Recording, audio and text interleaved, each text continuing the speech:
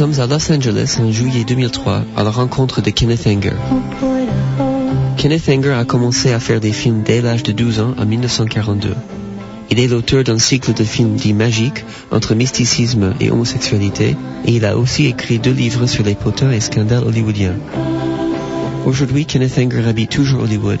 Il nous a trouvé un étang de lotus pour notre tournage et il nous amène à son endroit préféré, le cimetière de Hollywood avec ses tombeaux des stars des années 10 et 20. I grew up in Beverly Hills. I went to Beverly Hills High School and my hobby was collecting gossip and stories and also newspaper clippings and magazine write-ups and so forth about Hollywood scandals and tragedies. I've always seen lots of Hollywood films, and luckily I had indulgent parents and I could go at least once or twice a week to see films. I would go usually every Saturday when I was growing up, and I learned a lot about cutting and pacing and things by watching the serials.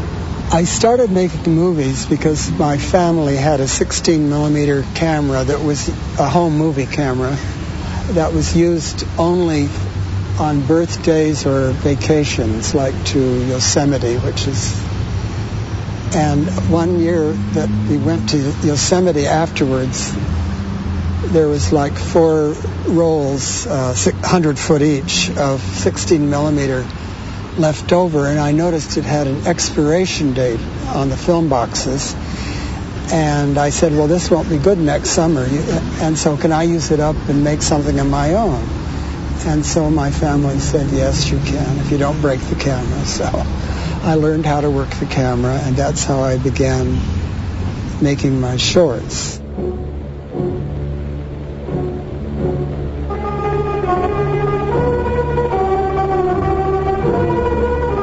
And so from that I went to Fireworks, which I made with students at the University of Southern California Cinema Department. And some of the students were actually from the Navy, and that's how they had their summer uniforms. And so that was my costumes for Fireworks.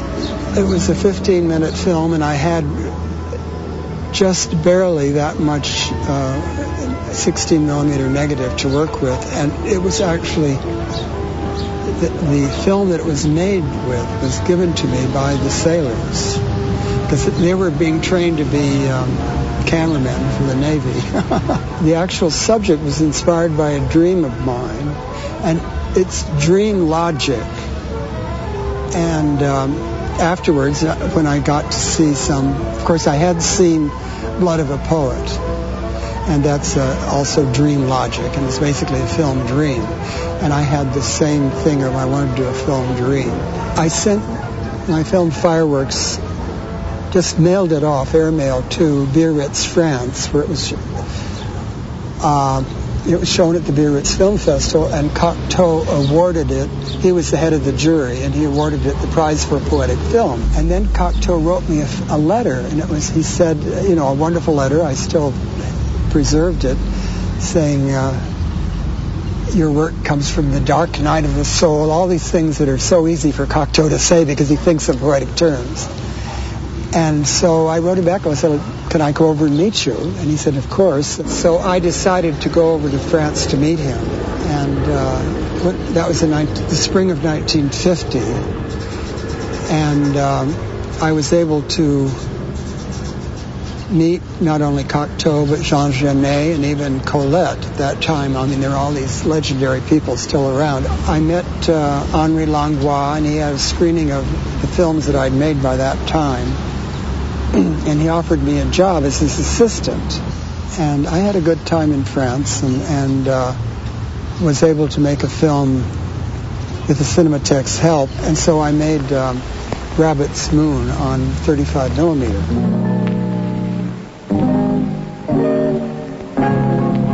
My love must be a kind of blind love.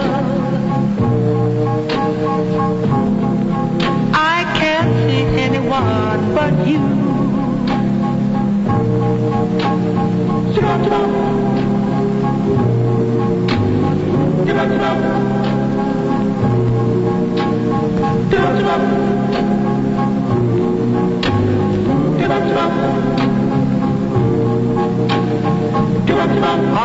Après 12 ans passés en Europe, il revient aux États-Unis où son cinéma se concentre de plus en plus sur des univers de rituels et de possession. Il tourne Scorpio Rising à cette époque, en 1963, lors d'un voyage à New York. She wore blue velvet, bluer than velvet was the night, softer than satin was the light from the stars. When I was there, I went out to Coney Island on a Saturday, and I saw this group of motorcycle riders who were sort of showing off their bikes, and these bikes were all sort of hand-customized bikes with dozens of extras added to them, like surrealist shark-like tail fins and lots of lights and chrome. And I asked them if I could film their bikes sometime, and they loved attentions. So little by little, I worked my way into this group, and they accepted me as a kind of camera nut, and also the fact that I worked alone, and gradually got even into their bedrooms. I mean, like that's where I filmed the one that was called Scorpio. It was sort of like an Italian-Irish mixture, and he also was half crazy. His decor, which is like plastered with pictures of James Dean, Brando, his heroes, and things like that. And then I took all this material back to Hollywood and was where I had an apartment in Silver Lake, and I was cutting it when been working on it about 2 weeks when a package was left on my doorstep, and I didn't realize. I thought it was a film being returned to me, and then when I looked at it, I realized it was my address, but it was actually a couple of streets over. It was a mistake. It was a Sunday school film. It was called The Last Journey to Jerusalem, about the last ride of Christ on the donkey into Jerusalem. And then when I looked at it, I'm just going to cut this material in my film. I called it Serendipity. So that is my appropriation of something which arrived just at the right time. The songs are a direct commentary to the images, and they're like ironic, humorous commentary on it, and they were integrated. The way he walks down the street, that's the way he shuffles his feet. High up his head up high when he goes walking by. He's my guy. He holds my hand, I'm so proud. 'Cause he's not just one of a crowd. My daddy always the one to try the thing they've never done. Just because of that they say, he's a rebel and you'll never be any good. That's the way I work. I mean, it all meshes together. There's a thought behind everything. It isn't like just blind luck. Though blind luck does come into it, like the serendipity of having that Sunday school film delivered to me.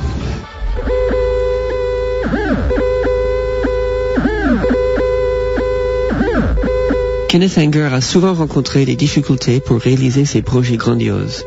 En 1969, Anger sort Invocation of My Demon Brother, construit sur les roches d'un projet inachevé, Lucifer Rising. Bobby Beausoleil is a talented musician, and he composed the original score for me for Lucifer Rising. And after I had a quarrel with Bobby Beausoleil over the misappropriation of some funds I gave him to buy some music equipment, and then he ended up buying a big key of marijuana instead. And I said, forget it, take your marijuana and leave. And then that's how Bobby got mixed up with the Manson gang, because he stole my van with the marijuana, drove to Southern California from San Francisco. The van broke down in San Fernando Valley right in front of the Span Ranch where Manson was living with all these girls. And so he moved into this murderous hippie family. When I was out to dinner, he came back, he sort of knew how to get in my place, and took all the cans of film where it said Bobby that were of him, that were on my cutting, where I had it divided, because he was my original Lucifer. Then he gave it to Manson. Manson buried it in Death Valley, which of course would be the ruin. The high temperature there would destroy the film, even though, so I never went looking for it. But I had left over the scraps in my cutting bin, which were unwound and just hanging.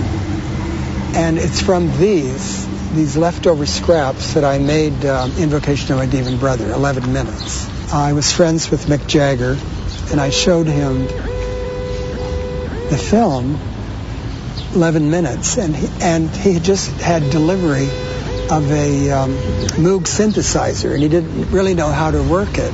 But he said, here, I'll do an improvised score for it while I learn how to use the instrument.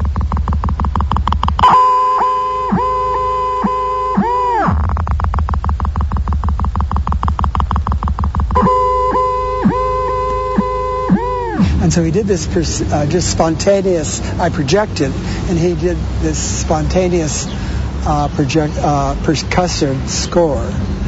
And then he gave it to me. So it was a free gift from Mick. I think it's the only time he's ever done something like that.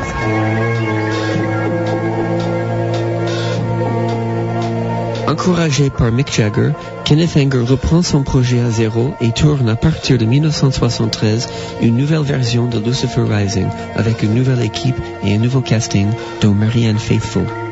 And I was typecasting because she was a heroin addict at the time. She's since kicked the habit. But so it was during her non-singing period where she was a serious junkie on the national health. And I said, as therapy, I told her, you're possessed by a demon and her name is Lilith, and she's the female demon of destruction in Hebrew mythology, folklore. And so I said, I want to get Lilith out of your system and you'll play her in my film. So that's who she plays, and she's always dressed in gray with gray makeup. And she put heroin, looks sort of grayish white powder. She'd put it in the same makeup kit with her face powder. So I think sometimes she was powdering her face with the heroin. And she's like a vampire, a negative presence. She rises out of a tomb. We filmed. She was very good at working with it. Kenneth Anger a été très influencé par Aleister Crowley. Poète, peintre et magicien du début du siècle, Crowley était un mystique spiritualiste, l'inventeur d'un système occulte composé de rites magiques. Depuis Lucifer Rising en 1981, et faute de financement, Kenneth Anger n'a pas pu poursuivre son cycle de films magiques. Les quelques documentaires qu'il a tournés depuis se concentrent sur l'œuvre d'Aleister Crowley.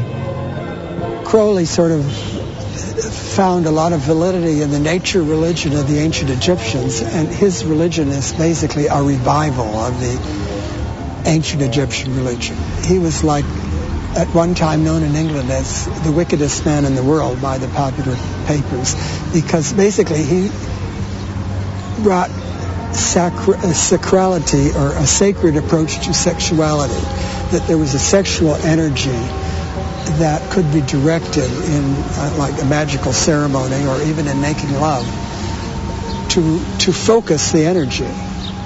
And I think he had something.